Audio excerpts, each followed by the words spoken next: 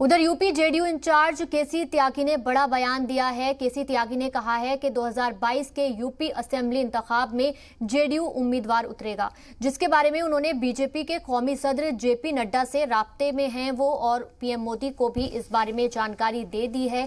केसी त्यागी ने कहा है कि पार्टी का फोकस पूर्वांचल के उन इलाकों पर है जहां बिहार की सरहदें मिल रही हैं। केसी त्यागी ने यह भी साफ कर दिया है कि अगर एनडीए ने उन्हें साथ नहीं लिया तो वो अकेले ही मैदान में उतर जाएंगे। 2022 के उत्तर प्रदेश चुनाव में जदयू अपना जोर आजमाइश वहां पर करेगी।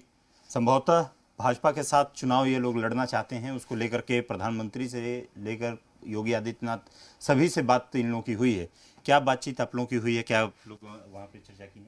नहीं, हम पहले भी एनडीए के अंदर रहकर के बीजेपी के साथ चुनाव लड़ चुके हैं। उत्तर प्रदेश में हमारे कई सांसद, कई विधायक गठबंधन में जीत चुके हैं। हमारे कई लोग मंत्री भी सरकार में रह चुके हैं एनडीए में बीजेपी के साथ, इसलिए कोई नया प्रयोग नहीं है। जॉर्ज फर्नांडिस एनडीए कन्वीनर थे, अटल बिहारी प्रधानमंत्री थे, तभी से हम लोगों का साथ काम करने का सिलसिला जारी है। उत्तर प्रदेश में इस बार हम चुनाव लड़ना चाहते हैं। 2017 में हमने किन्हीं कारणों से चुनाव नहीं लड़ा था, यद्यपि हमारी तैयारी पूरी थी। नीतीश कुमार जी ने लगभग 1 दर्जन से ज़्यादा सभाएं की थी, जिसमें भारी भीड़ आई थी। बेसिकली उत्तर प्रदेश का जो पूर्वांचल का इलाका है और बिहार की जो भौगोलिक और सामाजिक परिस्थितियां हैं कमोबेश एक जैसी हैं, लिहाजा वहाँ पर हमारा जो जन आधार है या जिन जनता के बड़े हिस्से को हम प्रभावित करते हैं वो बिहार जैसा है।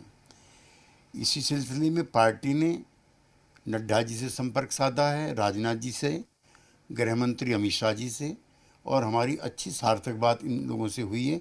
ये हमने प्रधानमंत्री को भी कम्युनिकेट कर दिया है।